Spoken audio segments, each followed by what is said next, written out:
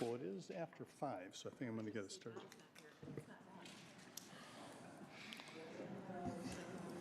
Well, it is 5 o'clock, so nice to see some people here with us in the chambers for this meeting, and my colleagues, very nice to see you here as we start out a brand new year. It's a pleasure to be working with this team. So the first thing to do is to call this Committee of the Whole for the Kalamazoo City Commission to order for Monday, January 5th, 2026. And the first order of business is a roll call. Clerk Borling. Commissioner Hess. Present. Commissioner Hoffman. Present. Commissioner Pradel. Present. Commissioner Slaby. Present. Commissioner Wilson. Present. Vice Mayor Duncan. Here. Mayor Anderson. Here. Thank you, Clerk Borling. We don't have any communications this evening, so the next thing on our agenda is public comments. Just a reminder, public comments at the Committee of the Whole are 2 minutes. There'll be a public comment period at our business meeting that starts at 7. That's 4 minutes. You can comment on any item you would like. Please come forward, state your name, whether you live in the city, and you'll have 2 minutes. Thank you.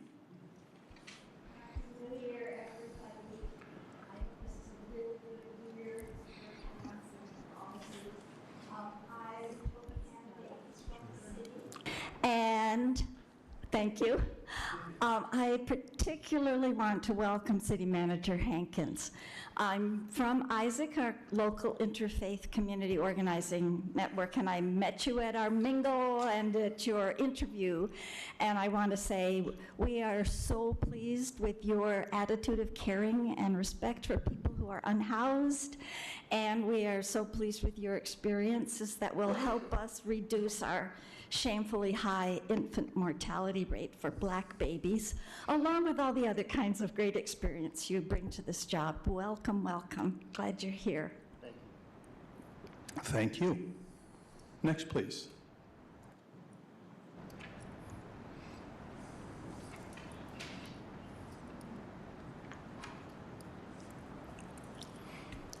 My name is Edward Nickerson. I live in the city of Kalamazoo at Northwind Apartments. About a week and a half, 2 weeks ago, I came home. Tenants were inside the front doors, beating on the doors, let me out. I thought there was a big emergency, so I pried the doors open with my body. I got hurt a lot more. I've already been hurt several times because of their negligence. I realized that they took the emergency access bars off the doors and put stickers back up saying emergency access. That is not the only wrong thing that is going on by these people.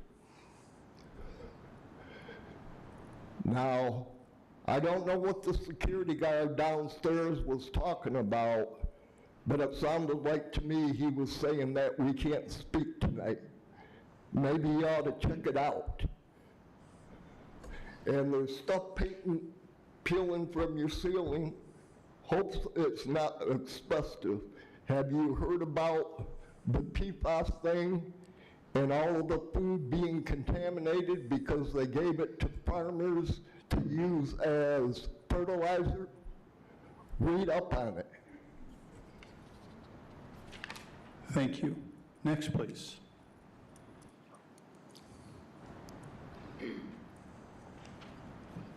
Hello, Commissioners.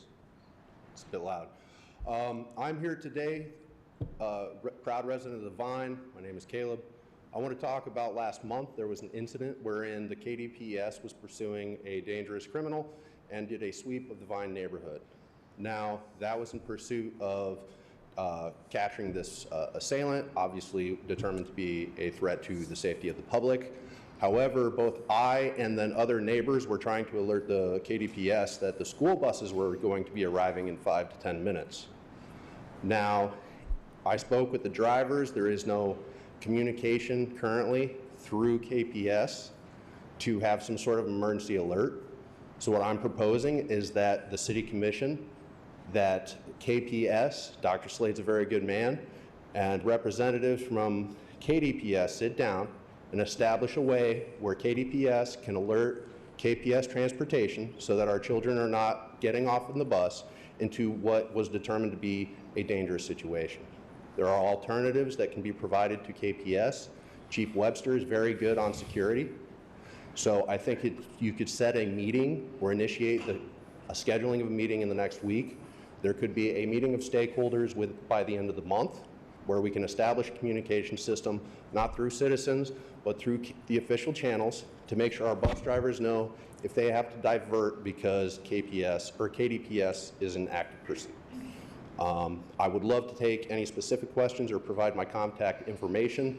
I'd love to facilitate this. I've been a former member of the Vine Neighborhood Association Board. I am a veteran. I've worked with police dogs. I've worked with combat engineers. I know a little bit about a little. And about 12 different parents and a dozen other neighbors asked me to come speak on this. So I would appreciate your time and looking into it. Thank you. Thank you. Is there anyone else in the chambers that would like to provide a public comment for this meeting? Seeing no one, we are now working our way down to the topic for our work session this evening, and this is a training for Commission on Rezoning and Variance Request Process. Manager Hankins. Thank you, Mayor. Rookie mistake. Thank you, Mayor. As stated, this is a training that I understand is intended to provide information to the Commission, and do have staff here, Christina from the city's Community Planning and Economic Development Department, and she'll be presenting the information for us tonight. Thank you very much, Manager Hankins, and welcome, Christina Anderson. Good evening, Mayor, Vice Mayor, Commissioners. I'm going to start the presentation off, and then I'm going to call Attorney Charlie Baer to come up and finish off with some specific details related to the Open Meetings Act and a couple of other things for you. So we do trainings for our boards at least once a year in community planning and economic development, specifically the Planning Commission, Zoning Board of Appeals, Natural Features Protection Board, those boards that have different levels of judicial power that review requests from applicants around the city. And being a redevelopment ready community, RRC, which is a designation that the state gave us, the MEDC, Michigan Economic Development Corporation. One of the things that we need to do every year is train our boards. And, you know, in the past, we've really focused this training again on Plan Commission, ZBA, boards like NFP, and we thought this year with new commissioners and new city manager and some a lot of zoning cases likely coming forward this year that it might be helpful to also have a similar discussion with you all to make sure that you're aware of what the boards do and what comes to you and how you then take those recommendations from the boards, review them, and approve or deny them. So the two boards that I wanted, I'm going to start off with are our Plan Commission and our Zoning Board of Appeals. Our Plan Commission reviews a couple of different things. It reviews applicant-driven rezoning requests. So it also reviews city-driven rezoning requests, and many of you have been on the commission over the last few years where we've been slowly updating our zoning ordinance. The Plan Commission reviews both map amendments, changes to the zoning code, as well as changes to the text of the zoning code. Plan Commission reviews special use permits. A special use is a use that is allowed in a district, but it's noted as special use because it may not be appropriate for every single location within that district. And so it requires Plan Commission to review. Our Plan Commission also is in charge of technically site plan review, although they delegate that to staff every year as an administrative process. And Plan Commission also reviews site plans specifically in Western's BTR, Business Technology and Research Park, which was part of the establishment of that particular location. Zoning Board of Appeals, the big thing that it reviews are zoning variances. ZBA is also a judicial body, so they review appeals as well, particularly of decisions that staff makes, administrative reviews. The Zoning Board of Appeals also does interpretations of the zoning code when requested, and temporary use permits that are going to be around for more than 30 days. So just some background. What ultimately makes its way up to you are things from Plan Commission. ZBA makes the final determination for the cases it sees. Plan Commission makes some final determinations, like for special use permits, but zoning changes, whether it be map or text changes, are ordinances, which require a two-step review. They get reviewed by the Plan Commission. They make a recommendation to this body for ultimate review and decision. Sorry, what I just said.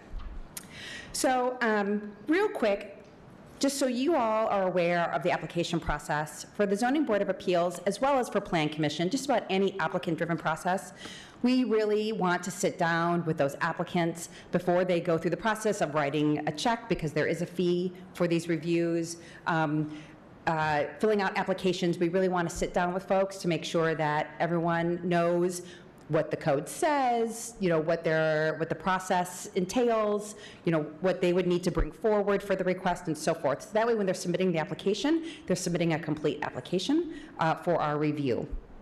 The Zoning Board of Appeals has some outreach requirements that are handed down by the state. Again, these are variance requests primarily is what the Zoning Board sees. The state says we need to publish about 2 weeks in advance in a newspaper of record, which for us is the Gazette, which has a couple paper publications a week, and so we aim for those, as well as letters to all property owners within 300 feet. Now, again, that is a state-required notice that the city performs for every request that comes before the Zoning Board of Appeals. We go to a public hearing, and the commissioners review the cases based on the staff report, based on public input, and based on the review criteria that are outlined in the zoning code and guided by the state. When the ZBA is reviewing a variance request, they look at there are a series of review criteria that are associated with the request being a use request.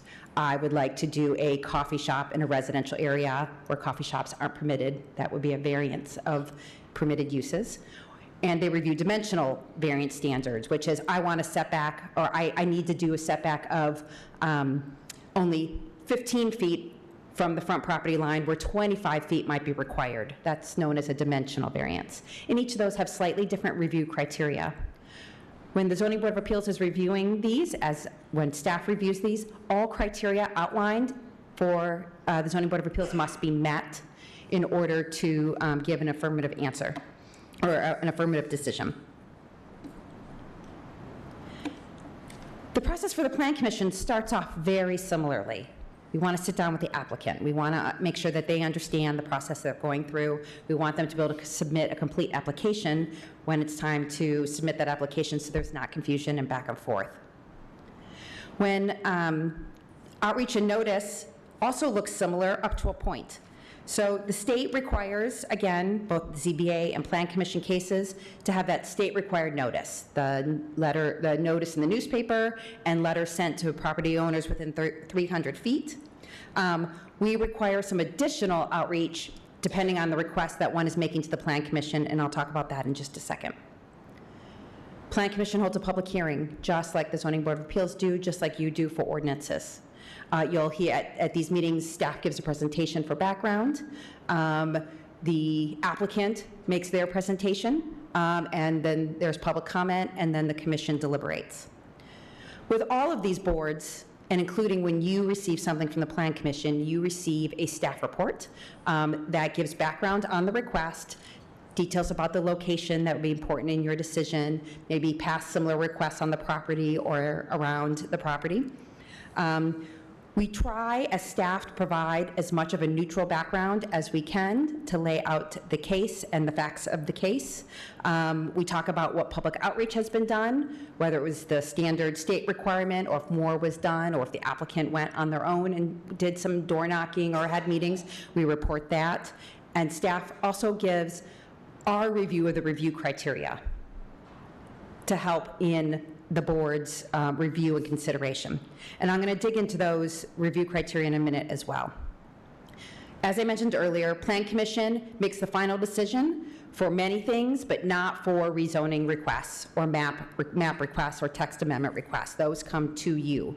You hold a very similar public hearing that the Plan Commission does with applicant, with a staff presentation, applicant presentation, which is about 10 minutes, and public comment on the request. Before we dive into that, let's talk a little bit about our public participation policy. Our public participation policy is most commonly used by city staff when we are initiating a project. And we go through and we use the policy to create a engagement plan or a public participation plan based on the depth and impact of a project. The policy also includes a section related to applicant-driven requests. And when they go forward before boards, because there are requests that staff and the city felt needed some additional conversation with the community for information purposes based on the different types of requests. So this table exists in our public participation policy. This policy is available online, and if you want a paper copy of it, I'm happy to print out and provide you a paper copy of it. Almost all of these requests require that city notice action, right, that the state lays down for us. But there are cases, particularly rezoning, planned unit developments, which is similar to a rezoning that results in a development project, and street vacations when there are real impacts to access and mobility. Those require additional conversations with the community. And so we request that the applicant send notice to the residents, reach out to the neighborhood association if there is one. If not, we help to connect them with folks and host a meeting so they can provide some additional information. And then they come back with the public hearing and report on these findings.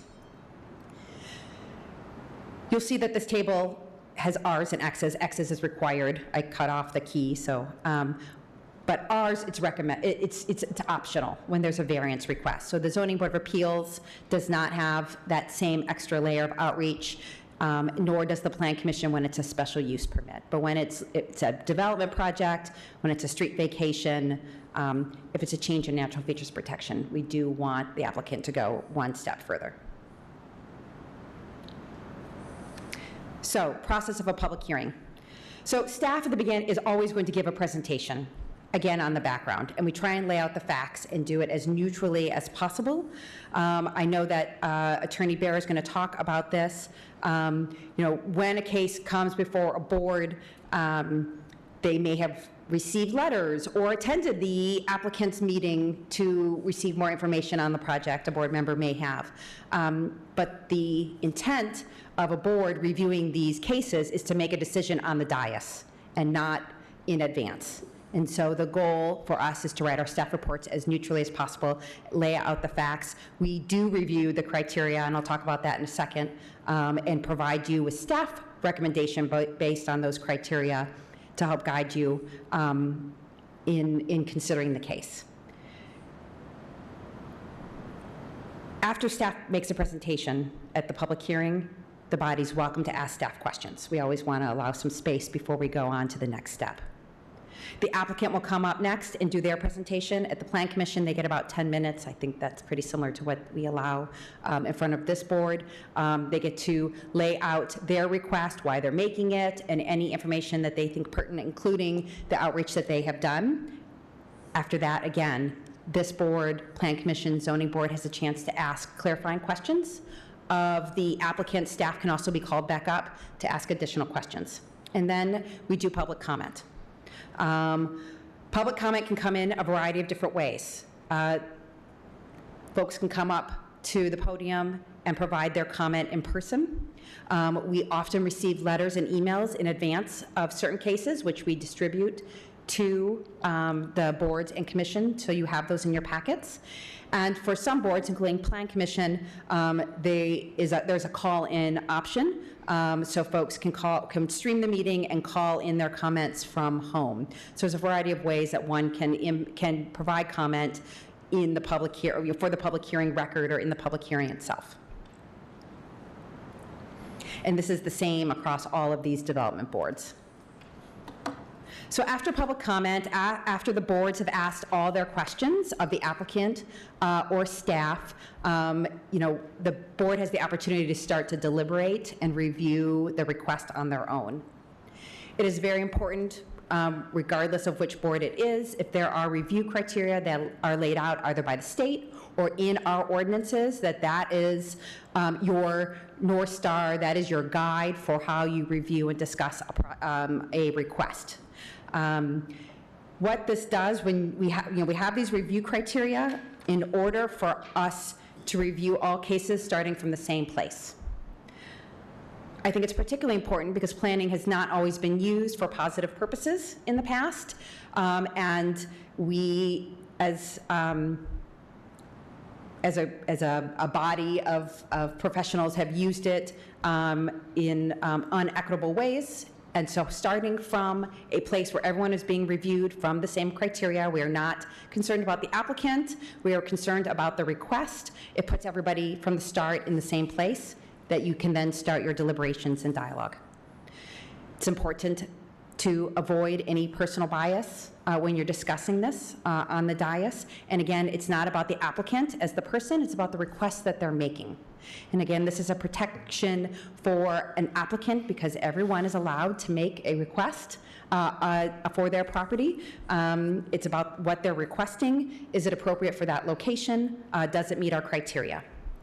So let's talk about the criteria. These are specific to what the Plan Commission uses and what you will use when you review a request for a zoning map change or a text amendment change. And there are 5 of them.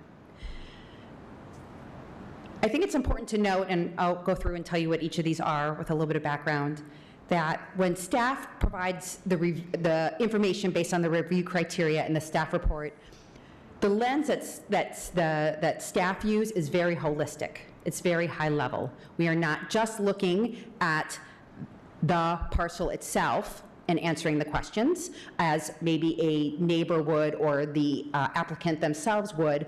We are looking at it from a bigger picture. We're looking at it from the block. We're looking at the surrounding blocks to help answer these questions. And that's what's in our staff reports. So the 5 criteria that relate to a text or map amendment are, is it consistent with the comprehensive plan or master plan? And importantly, within this is for rezoning is a future land use plan. Our master plan includes a future land use plan that's required by the state. And that future land use plan lays out, if a parcel were to change, what would be the appropriate use type or classification to change to. That is different than the zoning district, right? The zoning district is something that is affixed to each parcel. It has very specific dimensional and use standards, and that is how a property must follow. That's what the property follows to develop. The future land use plan is higher level than that. It's saying if a change were to happen, what's the right direction, what's appropriate.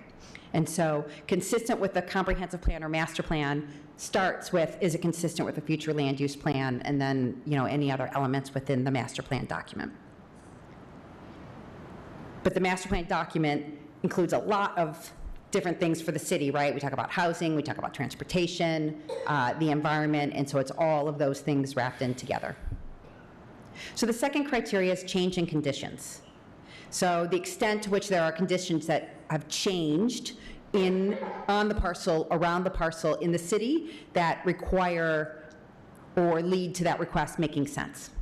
Again, when city staff review this, we look at the bigger area to help answer this question in the staff report, and thinking about all of the conditions, both planning as well as physical changes to development in and around it. The third is community need, and that's whether and the extent to which the proposed amendment demonstrates a community need. And the community need can mean a lot of different things.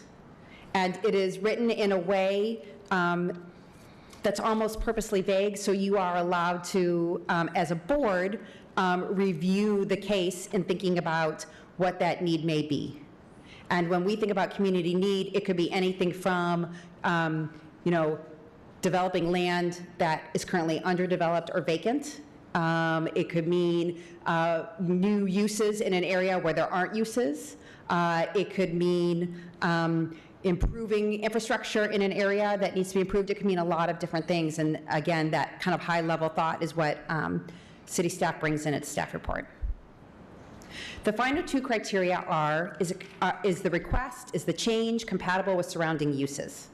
So this does tie back to both the future land use plan as well as the uses that exist around a site.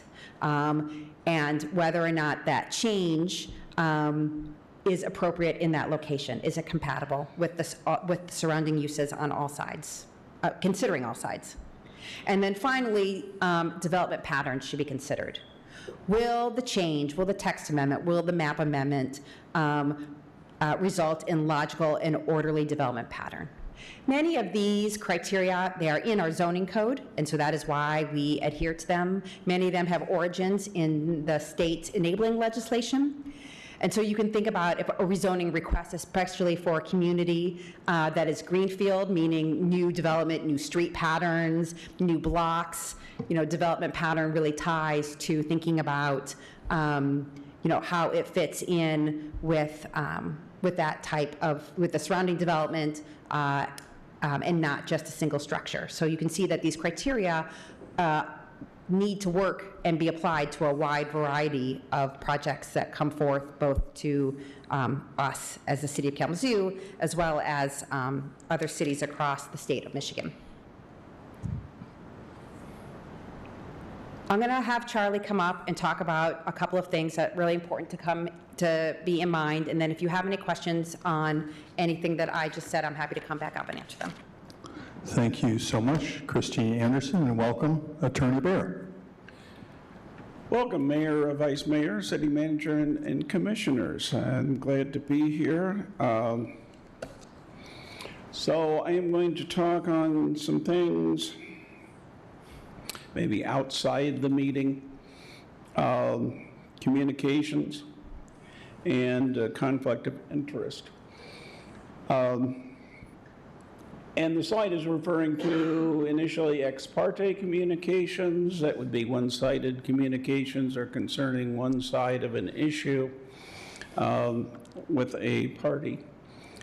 And I'm also going to talk about, it's not on the slide, but a little bit about communications outside of a meeting between commissioners, because I think that's also important here.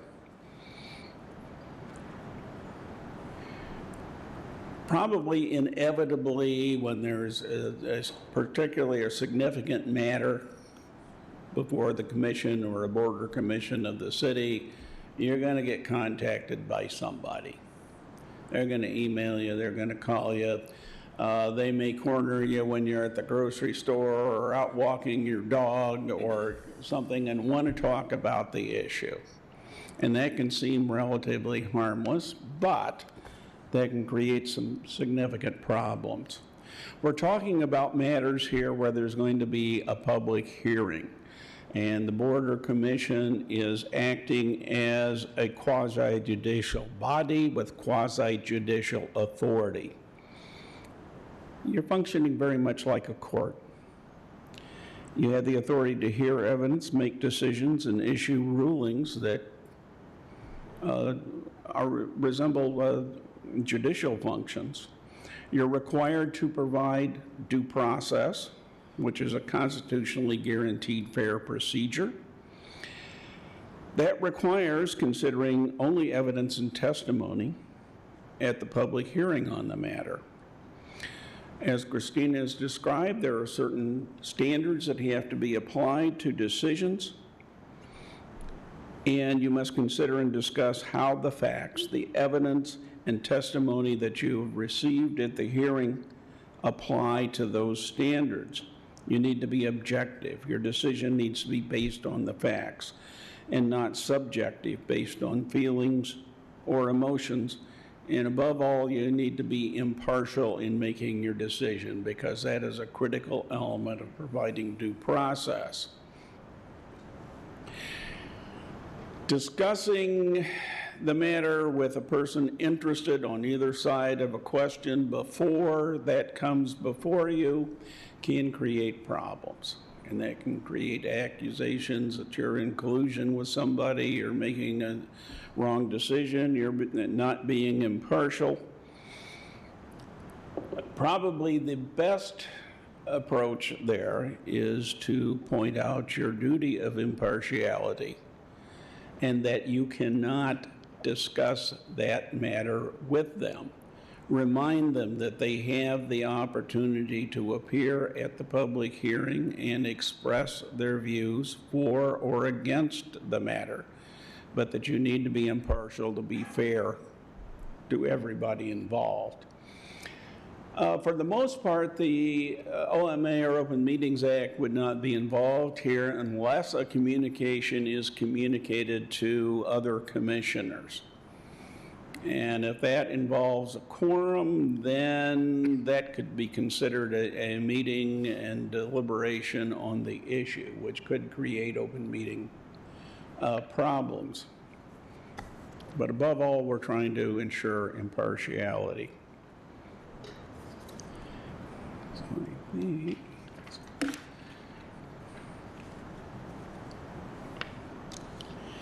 And we always need to be aware of a potential conflict of interest. Many of us have other interests, familial relationships, and so forth, that may create a conflict of interest.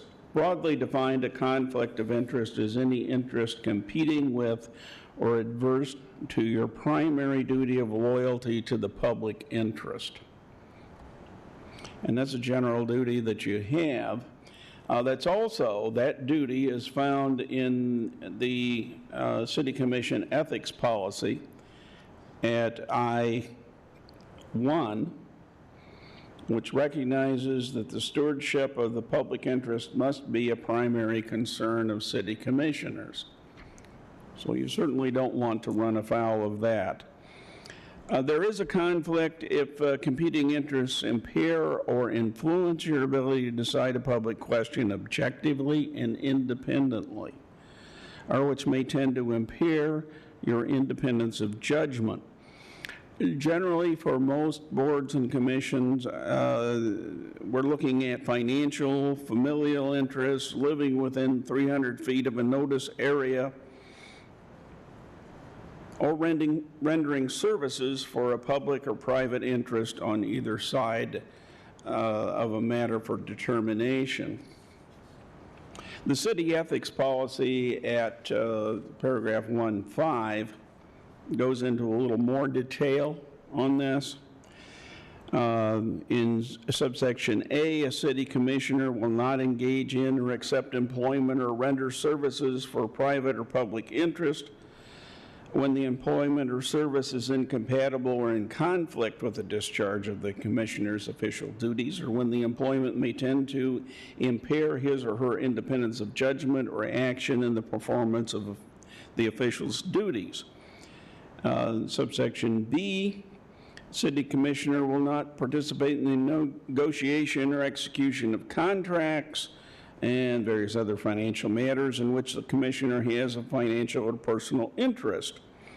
Subsection C, no member of the city commission shall be interested directly or indirectly in the profits of any contract, job, work, or be financially interested directly or indirectly in the sale to the city of any land, material, supplies.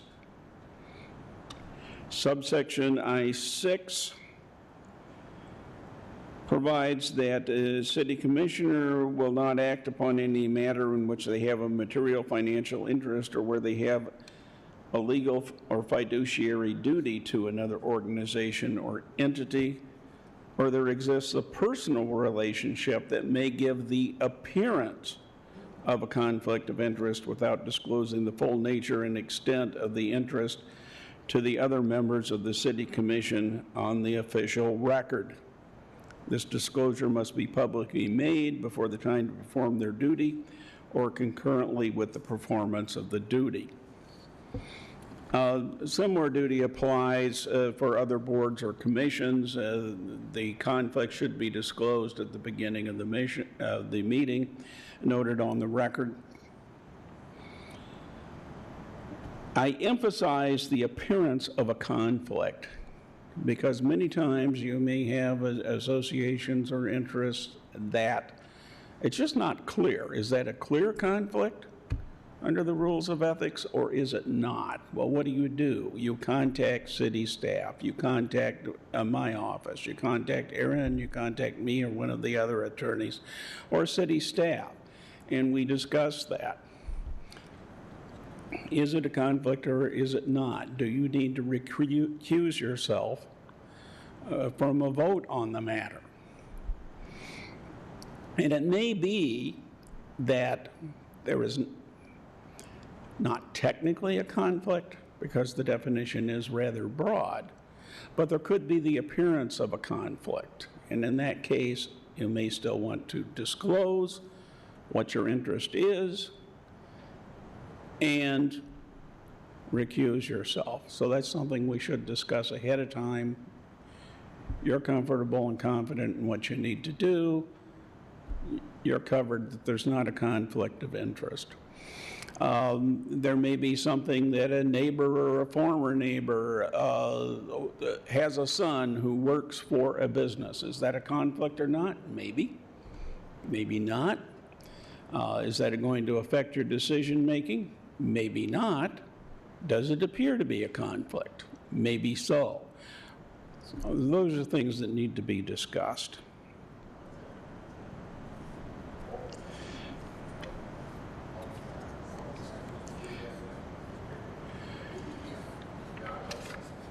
So you've disclosed the conflict, and in that case, you don't participate in any discussion on the issue.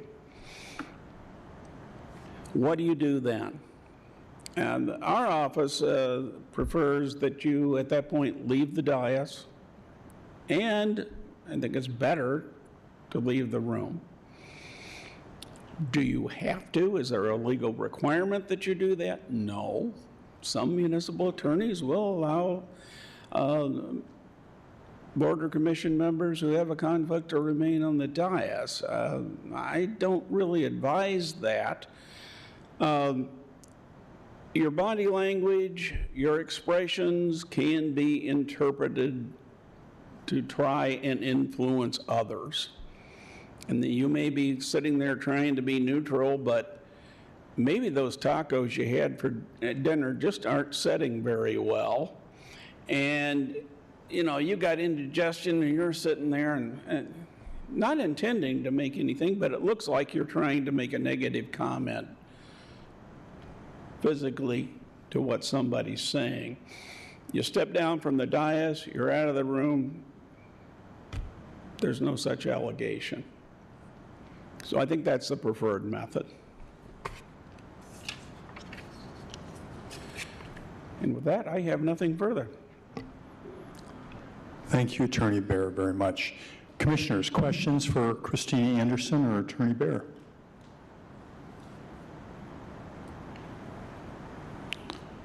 I don't see any. I think we're all set then. Thank you so much for the presentation. I appreciate that.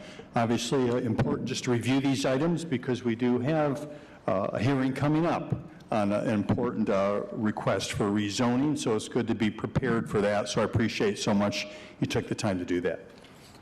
Back to you, Manager Hankins. Mayor, that's the only item we have on tonight's agenda for presentation. All right. Only item for the Committee of the Whole? Yes. Correct? Thank you. Commissioners, here's an opportunity for commissioner comments. Any commissioners want to make a comment for our Committee of the Whole meeting? Seeing none, just a reminder, there's also another opportunity for commissioner comments at our business meeting that starts at 7, and that is the most likely space for commissioners to take opportunity to make comments on any topic they choose. So our Committee of the Whole meeting is adjourned, and our business meeting will be starting in these chambers in about an hour.